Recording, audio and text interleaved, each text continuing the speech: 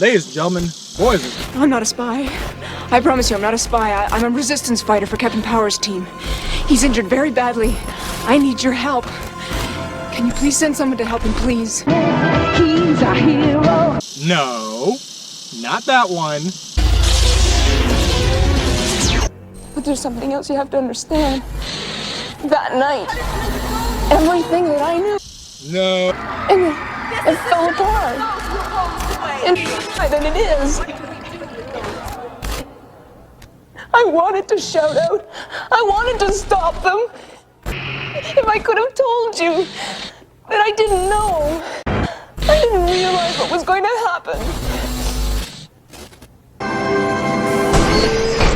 In this particular episode, we are going to talk about A Mirror in the Darkness.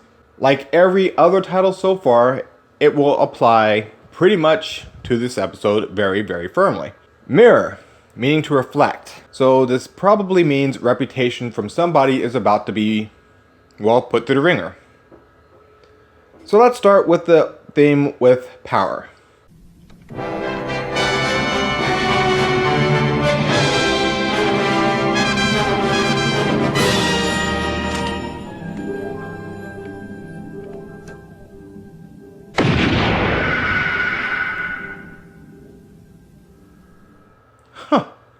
That's a peculiar sounding theme. I mean, it's there, but it's not quite right.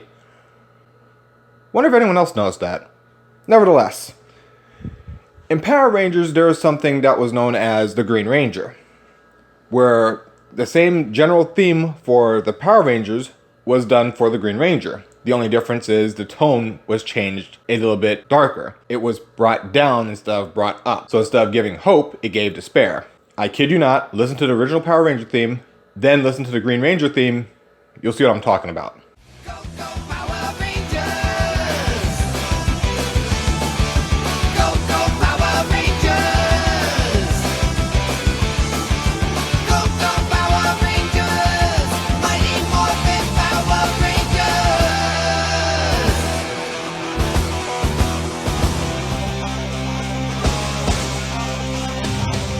Go, Green Ranger, go!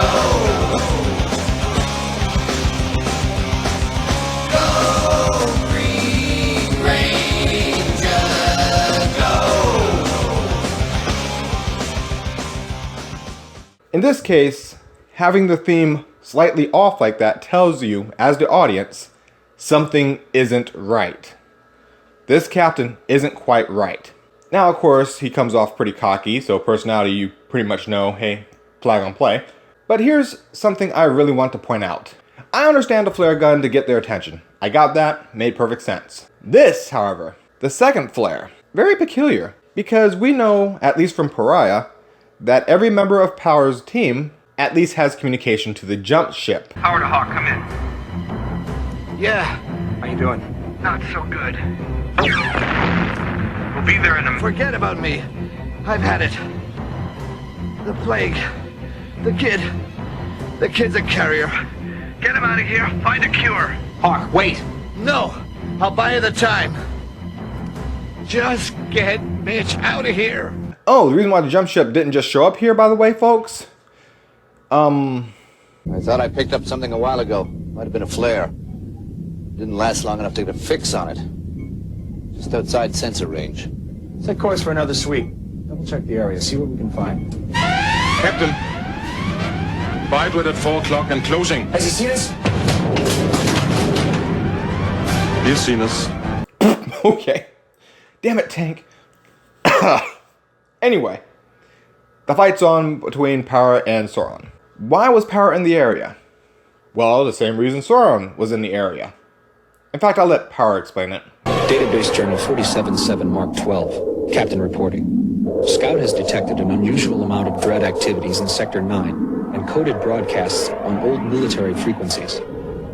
Stranger yet, in the last 48 hours we have encountered 3 settlements barren of life. How could hundreds of people just disappear or surrender without a fight? How? Still nothing on the infrared. That makes 4 settlements abandoned. Well, now that they have to land the ship and get it repaired, Power decides to do some reconnaissance because he wants to know why people are vanishing. They're not exactly vanishing, we know why, he doesn't know why. Drink up slow. Gotta get your strength up.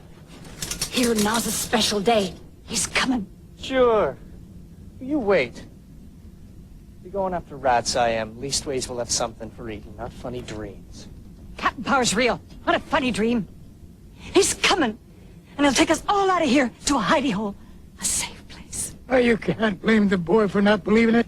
That someone could come in here and whoosh, lift us right out. A whole new life. Well, be. It's the captain. He's here. Come, hurry, young'un. Bring your granddad. Come. Well, you go ahead, girl. I'll get my things. Go on.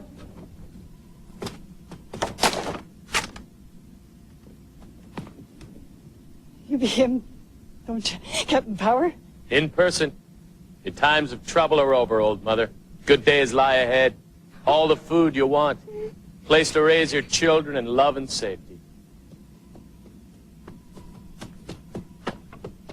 Just you and your family here, old mother? Yes, just me and McKin. And we'd be mega happy to see you, Captain Power. Too bad. I'd hoped there'd be more.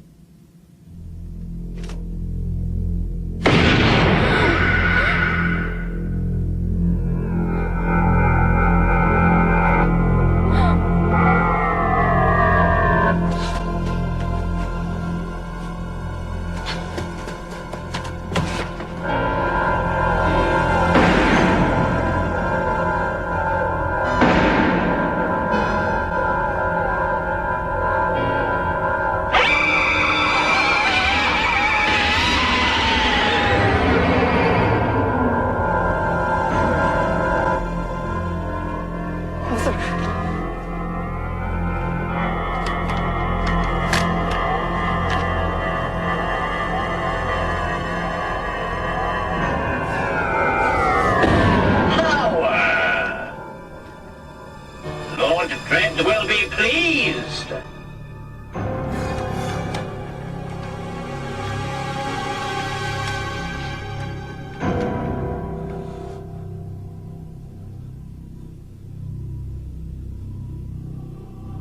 Which is something I do like about the writing in Captain Power, they keep it separated. Captain Power doesn't magically know there's someone out there being him. So, when this happens...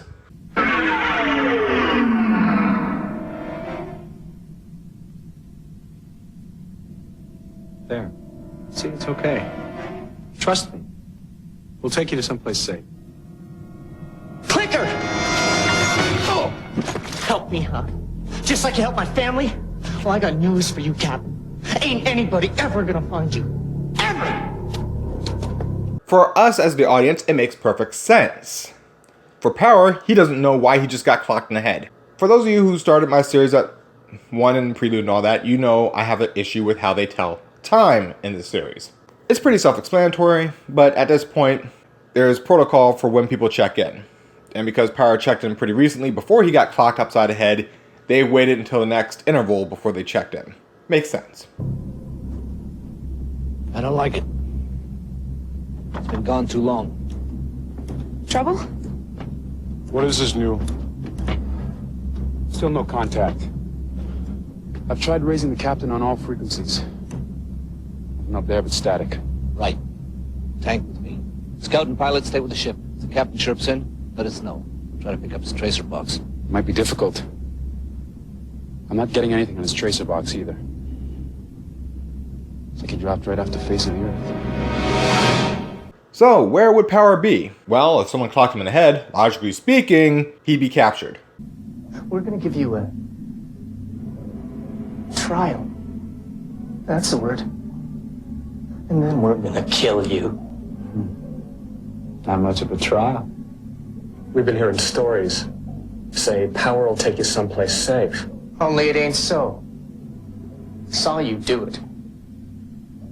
My folks believed in you. Listen, you've got to believe me. I don't know what you're talking about. And you see, Biobird, you mean Sauron? Yeah, Bo. Boy says he saw you and him together. Took his family. Well, then obviously someone, one of Dread's people, is impersonating me. if you give me a chance, I can prove it. No. Saw you. And Granddad. He heard you. Didn't you? I don't know. The voice sounded the same. But different some which way. I'm not sure. Then it's on me. And I say it's him. If you don't stall having him coming after your folks, vote with me. We'll take voices on this outside. You keep close eyes on this one. Come.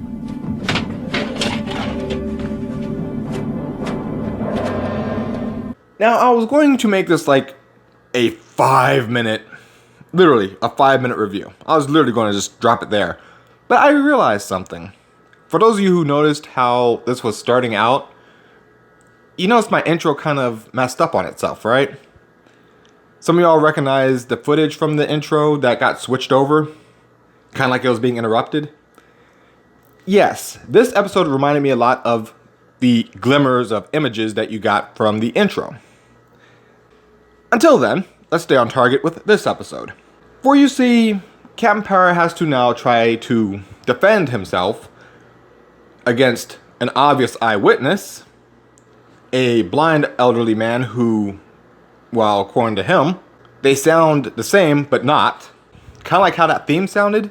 Well, let's go back to that theme real quick.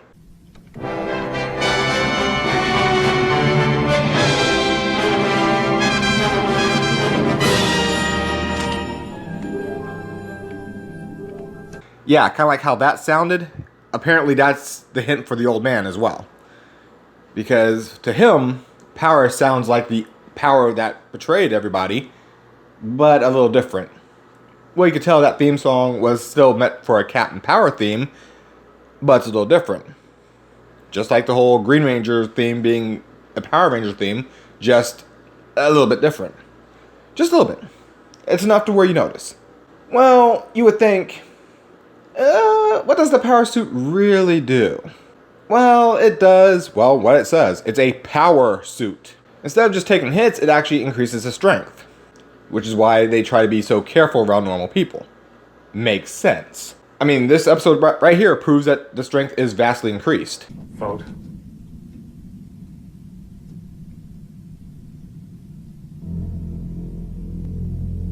So be it.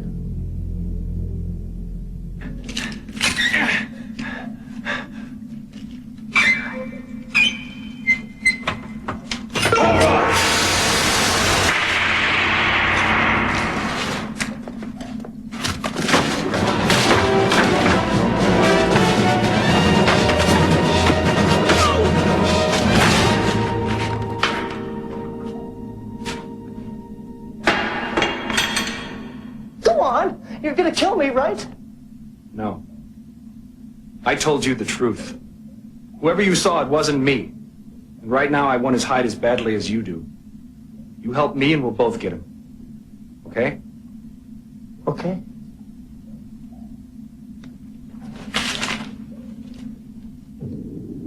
This is Power, come in. Captain, is that you? Where the blazes are you? Sector 3, coordinates 9 by 6. On our way. Anyway, Power points out, hey, I did win this fight right here, but I'm not going to kill you. That's not my goal. That's not my job. That's not what I do. But you said there's another captain who's doing this bull. So let's get a hold of him. I want to get a hold of him as much as you do. So the kid gives information on how things work. Good logic. Okay, go ahead. Now, first you say a signal comes in. Then this captain offers safe passage. Then he asks where we be and he comes.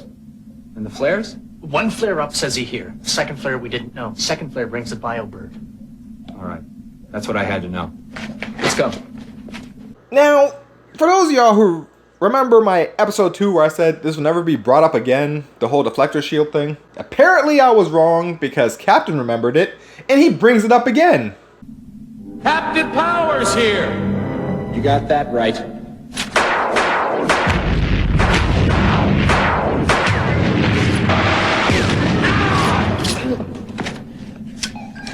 This is Jason. Send reinforcements. I have Captain Power. Repeat, I have Captain Power.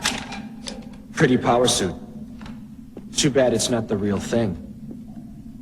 Because you're gonna need it. You don't really think I came here alone? Did you?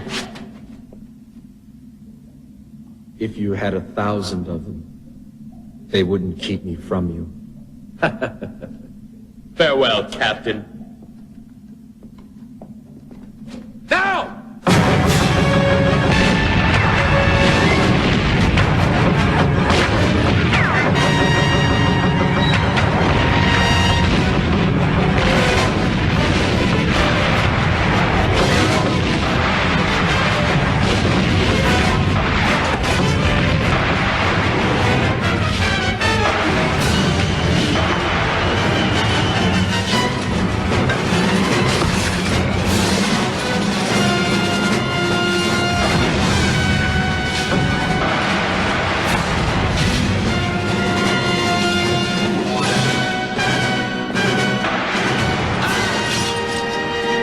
Yes, he tanked a lot of extra shots.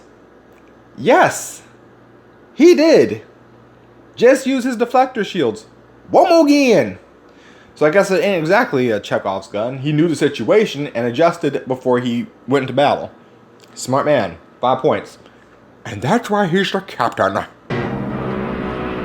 Stay back. I'm Lord Dread's favorite. If you hurt me, he'll hunt you down. He'll kill you.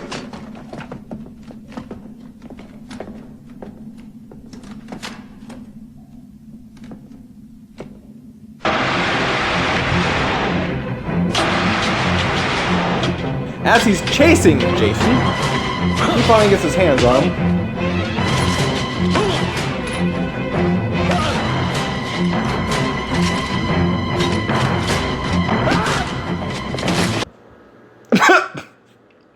He hit him in the face with his own damn helmet.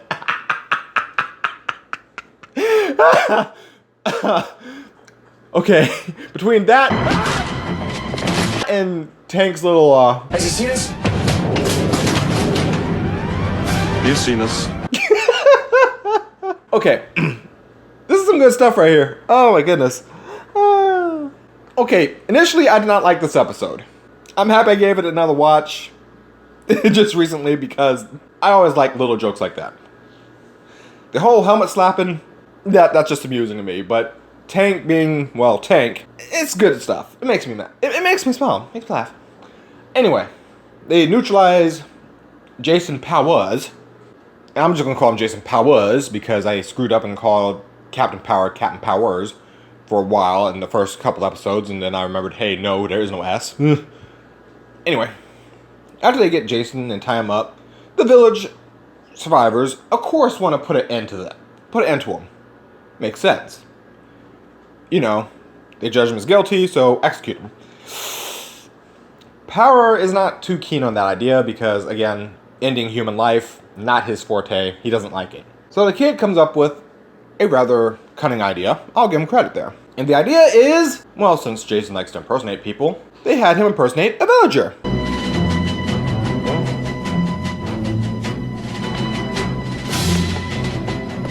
Flares up. Biobird will be here anytime. We're ready. Come on.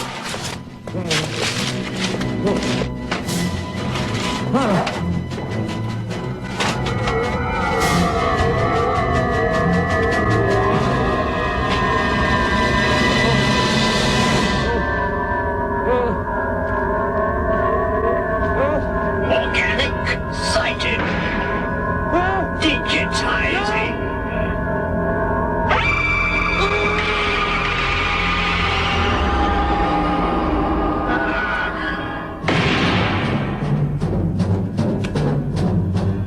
So, now that's taken care of, surely Sauron will just fly off and...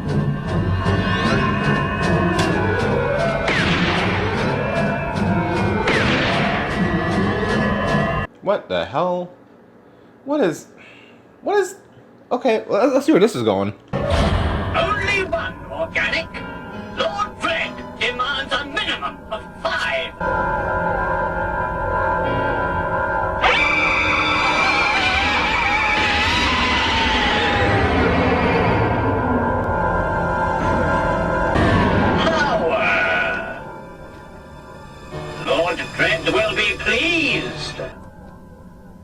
Yeah, well, I got a message for both of you.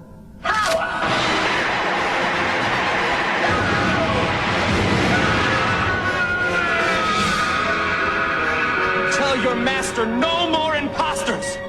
Not one! Or I'll shove that mountain of his right down his throat, you tell him! Huh. Well, huh. Alright then. Captain's a little riled up about someone taking his image. Now, to be fair to the captain, his reputation is legendary for his curiosity and for wanting to keep people alive. This dude pretty much would have ruined it had he continued too much longer. The good news is he's managed to clear up his name, so the stories of Captain Power turning on humans is going to be negated at this village. It didn't spread too far from the village yet, so it got negated. Good for Captain.